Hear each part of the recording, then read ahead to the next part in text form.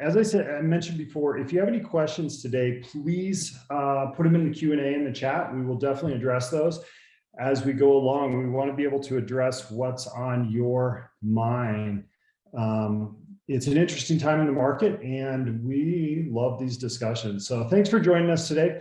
I'm Brian Ladd from the Ladd Group at Cascade Sotheby's Realty, and I'm joined today by two great people that I'm really excited to have on board. First and foremost, we've got Tom Cody. He is the managing partner for Project, who's done a lot of great work in our community, and he's got a very interesting project coming up in Bend that we're going to be introducing to the market tomorrow. Well, I guess today. And then Erin Martin, who is a broker on the Ladd Group, and she's going to add some background and information on that project. And then she's going to give some opinions about what we're seeing in the market as well. So I want to be very cognizant of everyone's time, and I'm going to get going right away. And then we'll pass the mic off here to Erin and Tom as we get in a little bit further. So to start today, I just want to start addressing, primarily what I'm going to talk today about is what we're seeing in the headlines and what everyone's talking about in real estate, primarily inflation and interest rates. Those are the two big things that we're hearing so much about. And there's a lot of questions out there saying, what's going on? Is the housing market going to crash? And this is the time where we really want to remain the educators and try to give some context and some background on what's happening, so that we're not reacting to the headlines and that we can actually make some good decisions and understand what's happening here in the market. So to start, let's talk about interest rates. And rightfully so, it's of everyone's attention, because here we were at the end of 2021 at just about 3% interest rates, which was the lowest interest rate in the history of interest rates. And here we are today. That shows the end of May, we are at 4.67. And Erin, correct me if I'm wrong, but I believe we've just crested the 5.25 mark for the average 30 years. Is that about right? Yeah, exactly right. Mm-hmm. Yeah, so obviously it's on everyone's mind. And these are the type of headlines that we're all seeing. Los Angeles Times, mortgage rates are rising. Will that slow our out of control housing market? Could inflation and rising rates cause a housing market crash? Gravity does exist in the sky-high pandemic housing market. Those are headlines that catch attention and get eyeballs on their articles. But when you really dig through the data on those, there's not that much to it. And I think that we're going to add some context to it today. So this is the time. I'm not a very funny guy. I tried to put this in here. We need to breathe into our paper stack. Take a few minutes today, and I think just by being here, by being part of the webinar today, you're showing that you want to learn more information about what's going on, because I think it's going to help inform us. The most similar time that I can remember where we had this much anxiety in the market was right at the beginning of the pandemic. Erin and I and our group we're doing a lot of webinars of saying, hey guys, the world's not ending. This, it feels like February, March of 2020, where everyone said the world's over, real estate's dead, and there was some panic selling for about a month, and we were trying to say time out. The fundamentals that we're seeing don't support that at all, and we all know what's happened to housing prices over the last 2 years. We think it's going to play out very differently this time, but we think we're at one of those critical moments where there's so much emotion in the room, it's going to be hard to make a good decision. And I think that you can't make that good decision unless you understand the data. Let's start. Let's put this in perspective. Right now, we're at about that 5% mortgage rate. I pulled up this chart by Fred, and this shows that the average interest rate since the 70s was north of about 7%. We just got used to this historical anomaly and all these federal fund dollars that were trying to bail out, that were aimed at pandemic relief and really propped up the economy. And we got used to that. But when we look at what does a 5% interest rate mean? Historically, it's still a very reasonable mortgage, and it's below the 40 or 50 year average. So there's an article, or there's a comment here that Freddie Mac put out, and they're the biggest buyer of mortgage-backed securities, or they create mortgage-backed securities. That is very relevant. And it says that history suggests that when rates rise, there is an initial bump in home prices as many move to quickly buy a home before rates increase further. But after that period, home prices slow. Freddie Mac shows that a 1% increase in mortgage rates results in home price appreciation 4% lower. And so that they're saying if we have a 1% increase, their projection from next year would move from 11 to 7%. And what we did is we pulled up some really fun data, and this is kind of into my data wonky world, but this shows the last 6 times dating back to the early 90s of when we had 1% or more increase in interest rates, and what were the effects on housing prices during those times. And what's really interesting is that in all 6 of those episodes, home prices actually had positive appreciation. So that when we see those headlines of saying, hey, interest rates have gone up, the world is ending, history doesn't really support that, but it does affect it. And we'll talk about that in a second. So this here is 7 forecasts from National Association of Realtors to Freddie, Fannie Mae, to Zelman Associates, et cetera. And these are all really leading experts in our industry of saying, okay, with all this in mind, knowing what we know today, what are your price forecasts for 2022? And this is up. About 2-3 months ago, the average of this same group of 6 or 7 showed about a 5 to 7% appreciation. Now they're trending up more to an 8 or 10% appreciation for the year. So we're not finding really any good experts out there that are saying the housing prices are going to crash. That's really coming from journalists that are trying to capture headlines. But it will have an effect. What it's going to do, in their opinion, is that we're going to return to normalcy. And what it shows is that in 2023 and beyond, these are nationwide rates, and Ben's always usually outperform this, but they're saying, hey, we're going to trend back to more normal appreciation. But no one's really saying we've got to crash because of these interest rates. Now, it's a wild world out there with inflation and all that, but historically, housing has done quite well during those inflationary periods. And this time, they're really not predicting anything different. What we are dealing with is this huge run up that we've had in pricing the last couple of years. And where we stand right now is we're up about 25% year over year. So the median price in Bend went from 650 to 705. And this is for single family homes in the Bend market. And if we were to go back to that slide that we had before, if we go back to that slide we had before, that every interest rate point brings down price by 4%. Even if we were to have a 2 point and we come down 8% or whatnot, we're still talking strong appreciation. But what this is doing is it's letting some of the steam out of the market, which is a good thing, and what's going to hopefully keep us from the bubble territory that we saw in the past. Things are very fundamentally different, but where we will see a decrease is probably in volume of sales. Dating back, if we go back to those same 6 periods that had interest rate rises, we did see decreases in volume of sales because there are a certain amount of the population that were barely hanging on, and with the increase in prices and the increase in the interest rates, they're simply priced out. But no one's really calling for that decrease in home prices. And if we look at this is another chart that shows, on average, for the last couple of years, we've had a rolling average. We're selling about 4,500 homes a year in Bend. Even if we were to take 10 or 20 or 30% off of that volume, we are still showing that we would be well within norms of pending sales historically in Bend. So what I think, to kind of summarize what we're seeing right now and the effect of this inflation and interest rate increase is really kind of taking the theme off and returning us to normalcy after a couple of years that were really anything but. And not to get too further into the data, what this also shows is that the inventory that we've seen during those times was quite high. It was 4 to 5 months, and then we're at about 1.8. So, the data that I'm looking at really shows that it's a different world. And, this just going back to saying, hey, every 1%, prices are 4% lower projected. It's very different than some of the headlines that we're seeing out there. Excuse me, I repeated that slide.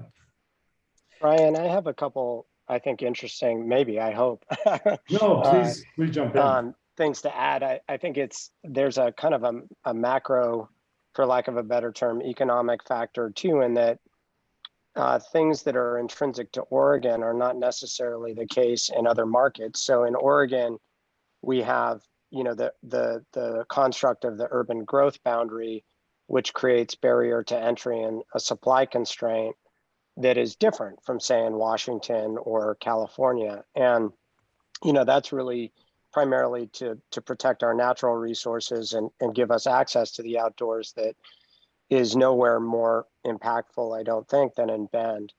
But that's a kind of something that has led to an enormous undersupply of housing across the state. So that the state legislature right now is, and the governor are grappling with the issue that there's an undersupply of about 30,000 units a year of housing in Oregon. And so that gets amplified when you get to a community where there's a lot of in-migration, such as Bend. So I think there's some kind of state dynamics that also have led to the escalation in housing prices, especially in a place like Bend, that are important to track as well. Yeah, absolutely. I mean, we were trying to do some calculations on how many homes we're short in Bend alone. And I was speaking with the long-term housing director at City of Bend, and she was projecting that we were short 1,000 to 1,500 homes a year. And the hole that we've been in for the last 10 years, she was predicting or trying to project it was somewhere between 8,000 and 10,000 homes if we wanted a truly balanced market that had median price housing for the median wage earner. And but obviously you alluded to it, that the land use laws in Oregon are they're great and they have long-term goals, but they don't react very well to these shorter term cycles. 100%. And then, the other thing that is interesting is the average for multifamily type of development or condominiums, the average permit and fee budget is about $30,000 per unit. Yeah. And so that's very significant. And if I were to go and build in a place like Spokane, Washington, where there are no growth constraints, that's something like $500 per unit. And the good thing about a community like Bend at $30,000 a unit is you see roads being built, you see infrastructure investment, you see an amazing park system, all kinds of wonderful amenities that we all enjoy. But that, as the community grows, we're making those kinds of investments so that, there's the supporting infrastructure alongside the residential development. And I think that's really nice to see, because in some other communities, you don't see that kind of functionality. Yeah, everyone balks at those SDC, system development charges and permit fees, but we get a fair amount of bang for our buck when you compare it to some of the other towns that have been growing similarly to Bend. And what's interesting is when you look at the prices of those other markets like Boise and Spokane and the like, their prices are fairly similar as well. And they've kind of had the same trajectory. They haven't had the infrastructure growth with it. And they're dealing with even more problems than we are grappling with what's going on. Yeah, well, thank you for that. So let me kind of get out of my boring data here, but there is one other point that I want to talk about a little bit, is how does interest rate talk about the other I word that I mentioned of inflation, and what does it mean? And this was an interesting chart. So what I overlaid here was the 30-year mortgage, and this is dating back into the 1970s, compared to the CPI, which is the Consumer Price Index. And what this has always shown is that generally, whatever inflation is, CPI, 2 or 3%, there's a couple point spread. So if inflation is 3%, interest rates are 6%. If dating back to the early 70s, if inflation is 15%, interest rates are 17%. What's really wild here, and so your real cost of your loan is about 2 or 3% over your wage growth. So if you get long-term money at 5%, but your wages are growing at 3%, you're really paying about 2% for that money to secure that on your home. So the real cost is that spread. What's really interesting is for the first time in 41 years, this has flipped. And this may be a shorter term cycle of a couple of years where we have this high inflation and interest rates generally also rise during these times. But now that we've got inflation, I think it's just over 9% right now, and our mortgage rates are at about 5%. What it's saying is that the real cost of today's mortgage is negative. And I don't mean to get too wonky, but what does that mean? What it means is that when you secure 5% money, even if it's expensive compared to the last couple of years, and inflation is pacing at 9%, you get a 4% benefit on your money for just holding it during that time. So I'm not saying that you should always, go out and grab debt during inflationary times, but what I'm saying is historically it's cost you a couple percent over inflation to hold a loan, and right now it's a 4% actual negative cost to hold that mortgage. So this is new to all of us that's working in this industry. This is the first time in 41 years that this has happened. But I think it's an interesting point. I mean, Tom, you've been in this industry for a while. I assume you've never had to deal with this negative kind of real work or negative value of mortgages, but you've obviously seen high interest rates in your time. Yeah, no, I mean, inflation is always something that we're kind of trying to predict and concerned about. And, one of the kind of norms of economics is housing, income producing housing and agricultural land are the kind of two of the primary asset classes where you have a hedge against inflation, because people need to eat and they need a place to sleep. But for earlier in kind of this last 10 or 12 year cycle, I remember being worried about it, and then nobody was talking about it anymore. And then sure enough, sooner or later, here we are. So, but I do believe it's healthy what you said, that it's kind of this return to normalcy, that I think, there was cheap money and cheap housing, and it's good that things are kind of coming back to earth in a fashion, and things are calming down, in my view. Yeah, agreed. And just to kind of sum all this up before we start talking about something more fun, the project you're bringing on, some of the talking points, the takeaways from today are that unfortunately some of these mortgage rates are pricing out some of these buyers. But as we just said, when compared to historical standards, the interest rates are still quite normal, and actually in this weird world that we're in, actually have a negative cost. And the market correction that we're seeing is more likely going to affect sales volume rather than prices. And in some of the past webinars that we've done, we've talked really deeply about demand and all the millennials that are coming into their peak buying years. And if you want to reference some of those webinars or reach out to us, we'll send you data on that. What we're seeing is really a historical demand that we're just starting to witness, and it's going to affect us for about the next 7 to 10 years, where this millennial generation, which are 22 to 42-year-olds, are just starting to come into their peak buying years. And they're coming into their peak buying years when we're short these houses that Tom was talking about. And, we're short at least 5 million homes nationwide. So we don't really see demand flagging off. And even though I'm saying, hey, this market correction is more likely going to affect volume than prices, there are a lot of people out there saying volume, the only limiting factor to the number of sales is going to be in the inventory that's on the market. It's rather than a true decrease in buyer demand. Yeah.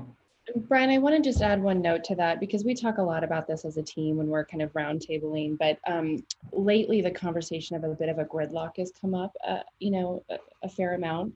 That the combination of kind of interest rates and inflation together are preventing people from making that next move. They're not necessarily quite as motivated. They're not sure where to go next. Yep. And really the only way against that is kind of, the influx of the new kind of development and the new products coming on the market.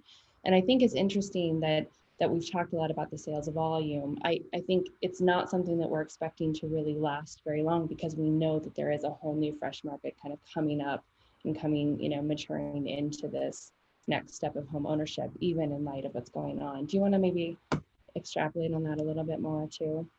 Yeah, I mean that's a bigger question. I mean, definitely we're not seeing a flagging of demand anywhere. And while we may price out some buyers, and unfortunately so, I think this market needs to react and create more housing. We need to create more workforce housing. We need to work on all those fronts. I just think that this demand is going to outstrip it. And then I think what you're also alluding to, we're in this interesting world where we are going to have a fair amount of people that are going to be in their homes at lower interest rates, and they're not going to want to sell a home at 2.5%, 3% mortgage and replace it with a home where they may have to pay 5% mortgage. And so I think we're going to see even less resale activity over the next number of years. And I think we're going to become more dependent on new developer inventory. And we just don't have a lot of that coming on the horizon. But I think, Erin, if I think that's a perfect segue to start talking about what you guys are doing, because this is the chart that shows the single family housing completed nationwide. And this is what Tom was talking about. For the last 14 years, we're below our 50-year average, despite the fact that our population is growing. And we just have an incredible shortage of housing. And what we're going to talk about now is a housing type that fits in what Bend and a lot of these communities are calling the missing middle, different housing types.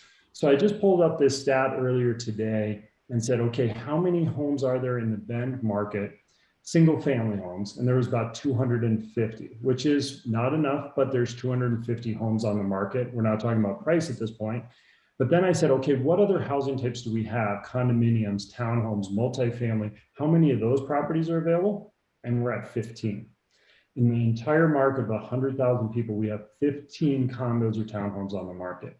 And when we expect to meet the need that we have for housing, and when we're short thousands and thousands of units, we're going to have to meet this through different product types. And we're not going to be able to meet that through houses on 10,000 square foot lots. And this is where the urban growth boundary plays into it, the Oregon land use laws about densifying, things like that. And I think it's one of the primary reasons we've got Tom here to talk about today, is how we're meeting that through some of these new product types, starting with this really interesting new project that we're getting going tomorrow. Erin, do you want to give us a little background on this? And then, let's see if Tom can help us fill in kind of his vision of where this came from.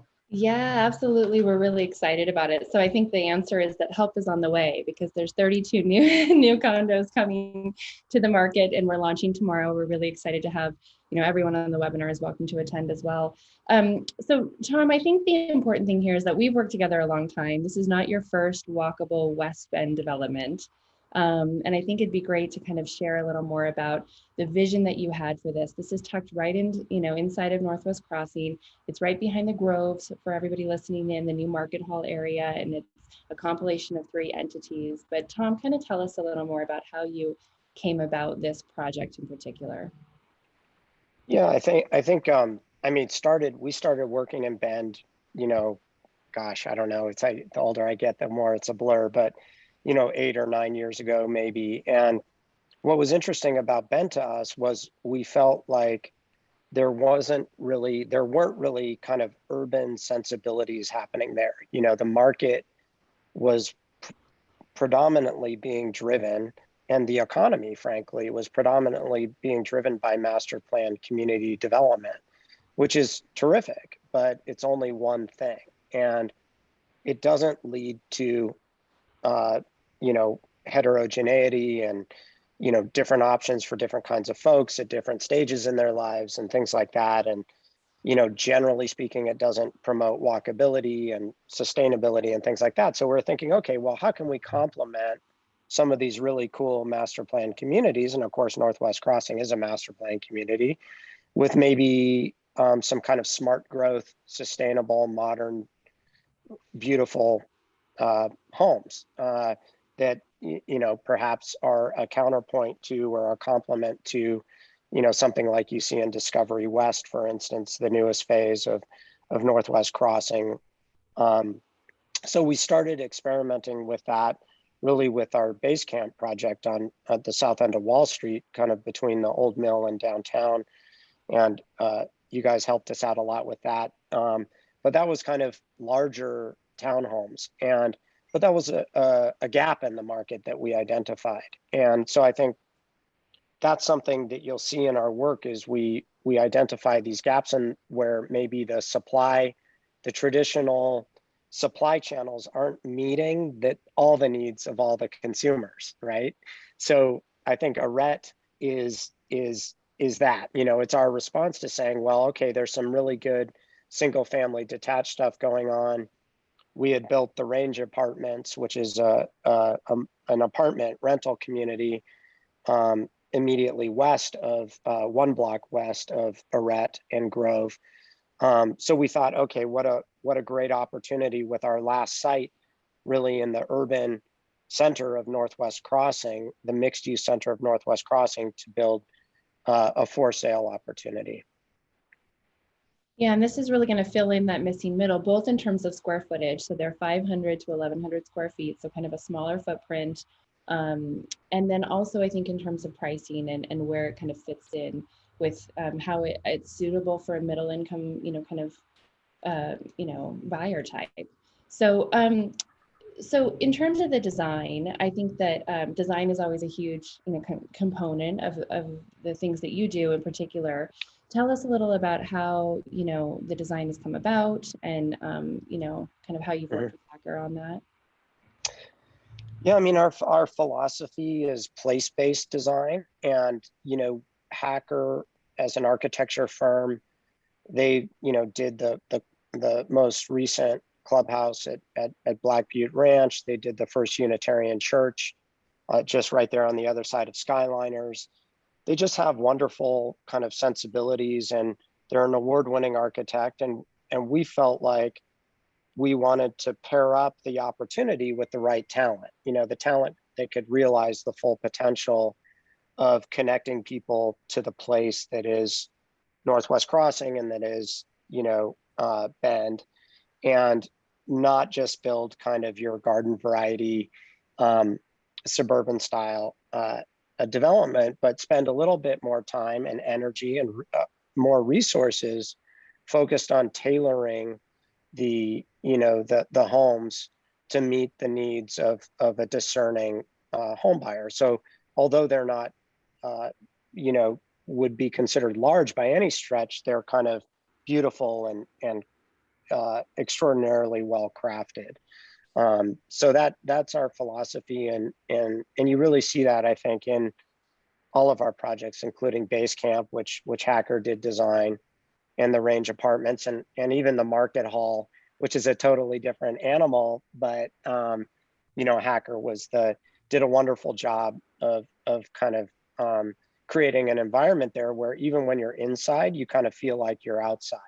And I think if there is any alchemy to good design, I think that's what it is. It makes you feel like you're in a special place, even when you're indoors. You're in the high Cascades, and so I think they've done a great job proving to us that that's not just a promise; it's a mythical thing that we're chasing. It's actually a byproduct of their talent. And that's awesome. Let's talk about what good design means. You were talking about the good design and bringing the inside out. Why is this so different? And, with having employment and food and dining and all that as part of the offering and community, as opposed to just apartment building in a neighborhood. I guess to kind of expand upon that, the intention of the city of Bend, at least, is they're saying we want to create whole communities within the urban growth boundary. How does this play into that, and what does that mean? Yeah, well, I first got to know Northwest Crossing, actually. I was a partner at a different development company called Girding Edlin, and I was a juror for the Urban Land Institute for this Awards for Excellence thing. And I didn't know anything about Bend or master plan communities. And I kind of came down and met, Mike Holleran and the leadership at Brooks Resources. And I was like, wow, this is special, but it was in its infancy then. And, not all the retail was full, and it was pioneering, and they were kind of, patient and just really had an incredible long-term vision for this mixed-use environment with parks and schools, and that created a kind of a unique place where people really wanted to live and could thrive within the kind of a 10-minute walk. You would have everything that essentially you would need within a very short walk. So yes, it's accommodating to the automobile. Yes, we have parking at Arête, but you don't have to use your car. It might just sit there, a few days a week. I think that kind of livability, that is the kind of, those are the attributes of livability, that at your doorstep, you have shopping and dining options, you have recreational opportunities. And so it truly creates that live, work, play environment. And so that you don't have that automobile dependency. And as a result, your quality of life goes up, and you have the benefit of all those incredible amenities and things within. And I think you already see that, and I think you saw it, and that's a tribute to the vision of the West Bend Property Company and the Northwest Crossing master plan, is that you saw it long before we started building in Northwest Crossing, because people actually, it's the vast majority of people are full-time residents. So it has a vibrancy and a character that it feels very different. Like it feels like its own little town.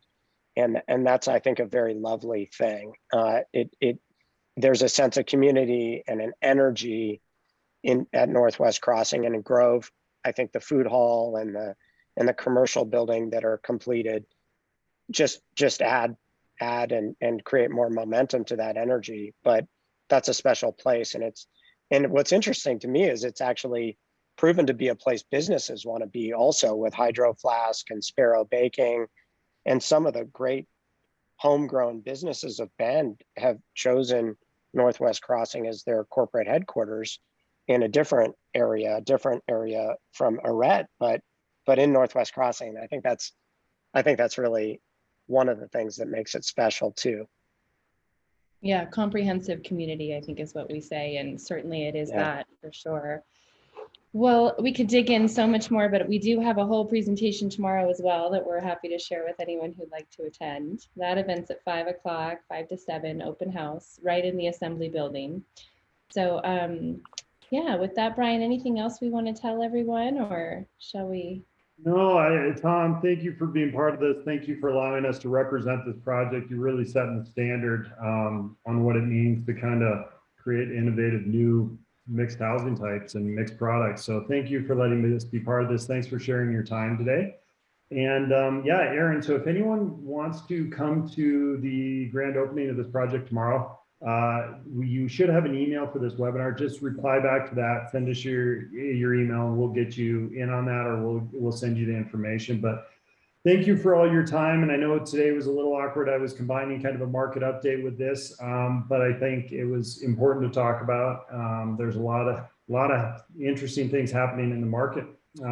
So once again, thank you for joining us today. If you have any questions, feel free to send us an email, and then do take some time if you want to get a little bit more background on kind of how we see the market in a more macroeconomic scale. We're doing these monthly, and some of our previous episodes the last couple of months talked more about the bigger picture and the demographic demands that we're seeing placed upon our market. But anyways, once again, thanks for joining us, and feel free to reach out to us with any real estate questions that you might ever have. Take care.